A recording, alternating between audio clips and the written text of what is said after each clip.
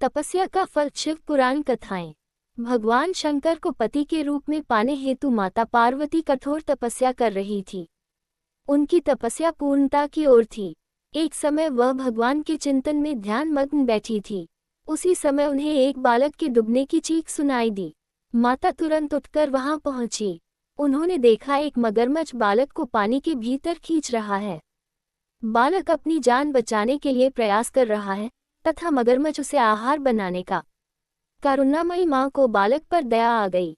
उन्होंने मगरमच्छ से निवेदन किया कि बालक को छोड़ दीजिए, इसे आहार न बनाएं। मगरमच्छ बोला, माता यह मेरा आहार है, मुझे हर छठे दिन उदर पूर्ति हेतु जो पहले मिलता है उसे मेरा आहार ब्रह्मा ने निश्चित किया है। माता ने फिर कहा, आप इसे छोड़ दे, इसके बदले मैं अपनी तपस्या का फल दूंगी। ग्राह ने कहा, ठीक है। माता ने उसी समय संकल्प कर अपनी पूरी तपस्या का पुण्य फल उस ग्राह को दे दिया। ग्राह तपस्या के फल को प्राप्त कर सूर्य की भांति चमक उठा।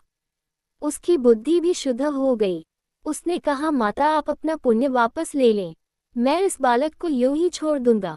माता ने मना कर दिया तथा बालक को गोद में लेकर ममतामयी माता दुलारने लगी। बालक को सुरक्षित लौटा कर माता ने अपने स्थान पर वापस आकर तप शुरू कर दिया।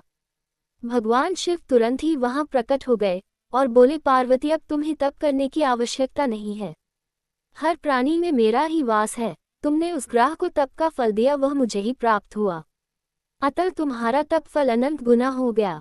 तुमने करुणावश द्रवित होकर किसी प्राणी की रक्षा की, अतः मैं तुम पर प्रसन्न हूँ तथा तुम्हें पत्नी रूप में स्वीकार करता हूँ। कथा का सारांश यही है कि जो परहित की कामना करता है उस पर परमात्मा की असीम कृपा होती है। जो व्यक्ति असहायों की सहायता, दयालु, प्रेमी, करुणाकारी होता है, ईश्वर उसको स्वीकार करते हैं। ये कथा शिवपुराण में उल्लेखित है।